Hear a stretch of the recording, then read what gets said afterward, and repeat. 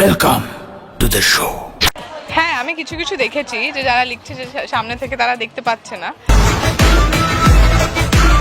শাকিব খানের তাণ্ডব সিনেমা নাকি মুখ থুবড়ে পড়বে বক্স অফিসে, এমনটাই বলেছে শাকিব খানের সাথে সিনেমা করে জনপ্রিয়তা পাওয়া ওপার বাংলার নায়িকা ইধিকা পাল। সে শুধু আমাকে কংগ্রাচুলেট করেছে যখনই রিলিজ হওয়ার ঠিক কিছুদিনের মধ্যে সে তিনি বলেন যে শাকিব খানের সাথে সিনেমা বড় হিট করতে হলে শুধুমাত্র আমাকেই লাগবে। শাকিব খানের সিনেমা হিট মানে তার নায়িকা আমি। রিসেন্টলি কলকাতায় দেওয়া এক সাক্ষাৎকারে এমনটাই জানিয়েছে নায়িকা। আর এই কথা শোনার পরপরই শাকিব ভক্তরা তো ব্যাপকভাবে খেপেছে ইদিকার উপরে। শাকিব ভক্তরা বলছে যে ইদিকার সাথে এরপরে শাকিব খানের আর কোনো সিনেমাই করা উচিত না, কারণ ইদিকার মনে আছে অনেক হিংসা।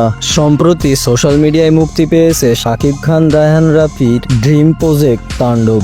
আর এই মুভির টিজার মুক্তির পরপরই সোশ্যাল মিডিয়াতে 24 ঘন্টায় 1 কোটিরও বেশি ভিউজ এসেছে, যা শাকিব খান বা বাংলা সিনেমার কোনো কন্টেন্টের ক্ষেত্রে একটি রেকর্ড। আর এই দেখে কলকাতা সহ বাংলাদেশেরও কয়েকজন অভিনয় শিল্পীদের রাতের ঘুম হারাম হয়ে গেছে।